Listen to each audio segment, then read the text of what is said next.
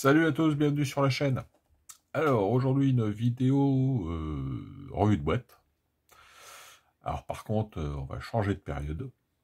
On va abandonner le napoléonien et on va aller dans la Seconde Guerre mondiale avec cette petite maquette de chez Zvezda.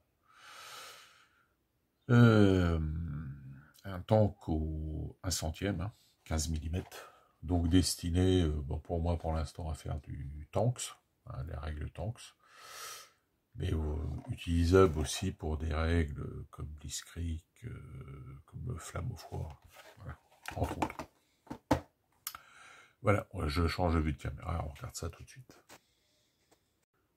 Donc pour rappel, ce sont des kits qui sont pas vendus très chers. On les trouve entre 5 et 6 euros. C'est un montage sans colle, prévu sans colle. Donc, alors, le Panzer 6, plus connu sous le nom de Tigre, ou Tiger. Donc, 56 tonnes d'acier, canon de 88 mm, le 88-56, qui perforait tout ce qui se présentait à l'époque devant lui. Donc, mise au service en 1942.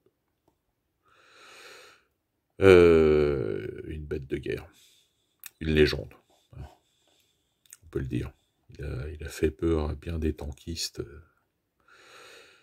alliés. Alors, donc, beau dessin quand même. Il a toujours un très beau boitage chez Zvezda. Derrière, donc, on a la maquette une fois montée.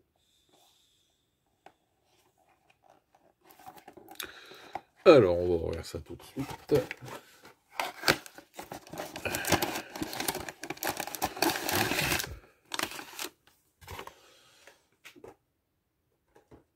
Alors,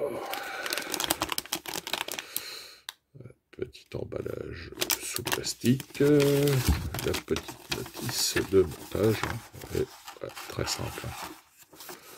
C'est pas des kits compliqués.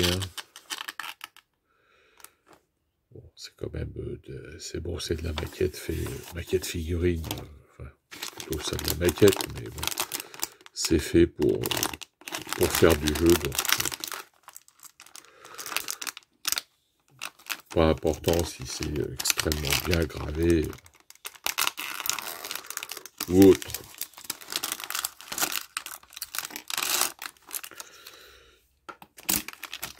Pour faire du jeu, il nous faut un peu de détails, mais à 15 mm, ça n'a pas besoin d'être hyper précis non plus. Alors, on va essayer de regarder quand même de plus près les qualités. Donc, c'est simple de montage.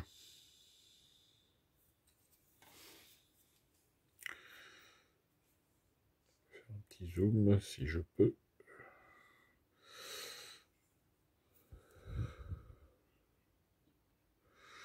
Non, je peux pas zoomer, c'est un peu bête. Bon, voilà.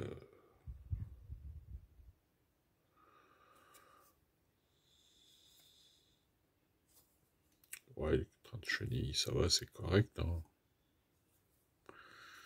C'est correct. On va voir la caisse et la tourelle, ce qui est le principal quand même. Bon, écoutez, il y a quand même du détail. On a les câbles, on a les outils, la tourelle, les canons, tout ça, ça m'a l'air propre.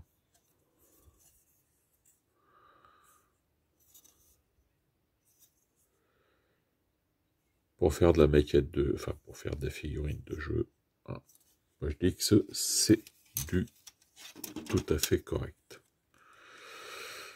On verra après un peu plus, on fera une comparaison pour la suite. Donc là, le Tigre, j'en ai un autre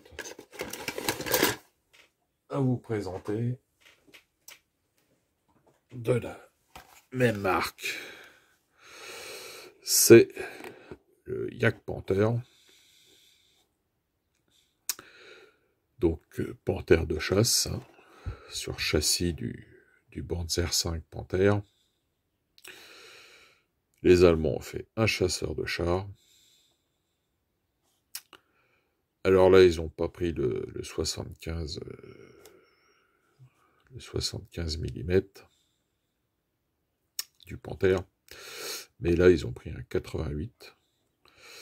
Alors, je suis pas, ça doit être le 88 70. C'est pas le 88 56 du Tigre 1. Je crois que c'est le 88 70. Alors, oh là, pardon. Même chose, hein. On assemble à la main.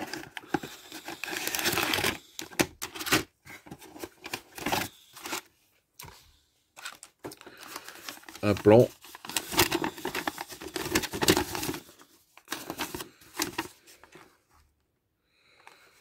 Pareil, très simple.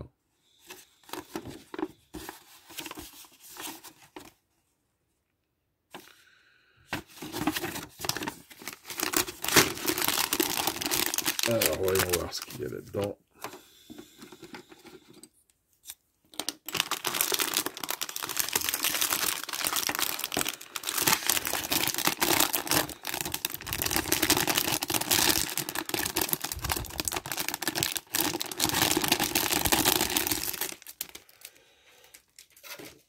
Alors, voyons voir ça. On regarde les chenilles.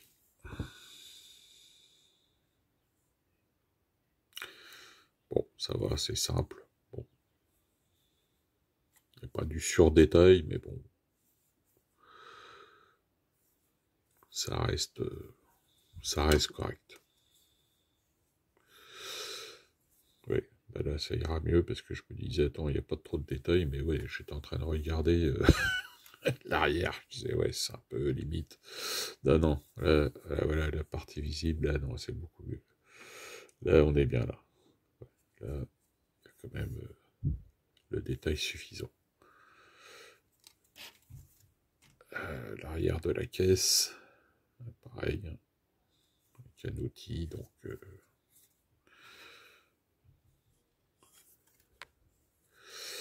les côtés, donc, alors ça, ouais, bon. Après tout, bon, sur les côtés, hein, il n'y a pas forcément de détails sur la caisse du Panther, hein, du Yak Panther, pardon. Alors, ensuite, nous avons donc le dessous de la caisse, où il y a quand même du détail, hein, on peut le voir. Donc la partie arrière du moteur,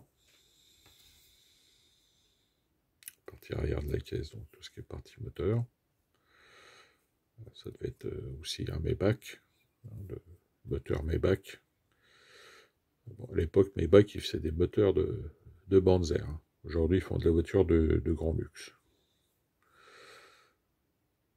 Le toit de la caisse. Donc le 88 mm. Et l'avant du Panther. Du Yak Panther. Alors, ce qu'on peut remarquer dans ces kits, c'est bon, déjà, c'est pas cher. Mais pour ce prix-là, évidemment, il manque une chose, c'est les décalcos. Les décalcomanies, des marquages. Donc ça, on peut trouver les décalcos, vous pouvez les trouver dans d'autres marques. Je pense à chez Plastic Solder Company. Ils font des planches de décalco. Donc on peut acheter des décalcos chez eux pour venir les coller sur cette maquette. Alors je vais faire un comparatif tout de suite avec le Panther de chez Tanks, qui font partie du jeu. Donc on va regarder tout de suite. Alors voilà, donc ça c'est le Panther. Je vous montre la boîte de chez Tanks. C'est ça. Alors, on va regarder à peu près, on va essayer de comparer au niveau de la taille. Niveau de taille, détail, bon, on est à peu près pareil. Je dis bien à peu près. Alors, pour finir cette vidéo, j'ai fait le montage du tigre. Donc, bon, ça se monte facilement. Ça se clipse bien. Bon, pour ceux qui voudront faire un peu plus de sécurité, vous mettez des pointes de colle. Mais bon, sinon, dans l'ensemble, hein, je dis, ça se monte correctement. Alors, deux choses. Bon, je reviens un peu sur la qualité du kit. Bon, là, j'ai limé un peu. Il y a des lignes de moulure quand même qui sont un peu disgracieuses.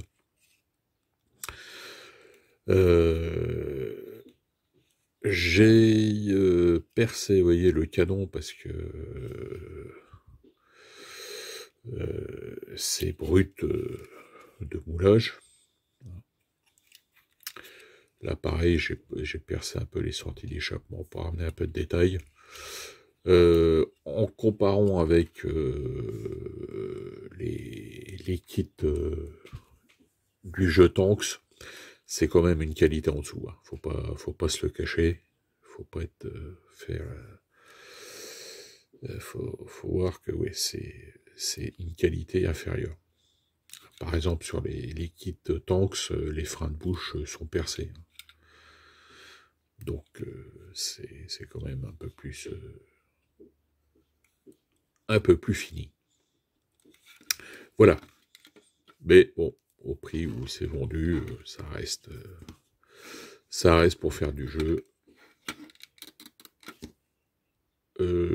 une bonne solution. Voilà. Si on veut gonfler un peu faire pour, comme je disais, hein, pour gonfler un peu ses effectifs de Tanks, ou alors pour jouer Blitzkrieg ou Flamme of War, etc. Encore qu'il faudrait faire une comparaison avec les kits vendus par Flamme of War ou Plastic Soldier compagnie. Je pense qu'ils sont de qualité supérieure. Voilà. Donc, je conclus là-dessus. Hein. Bon jeu, bonne peinture à tous. Portez-vous bien et à bientôt pour une nouvelle vidéo.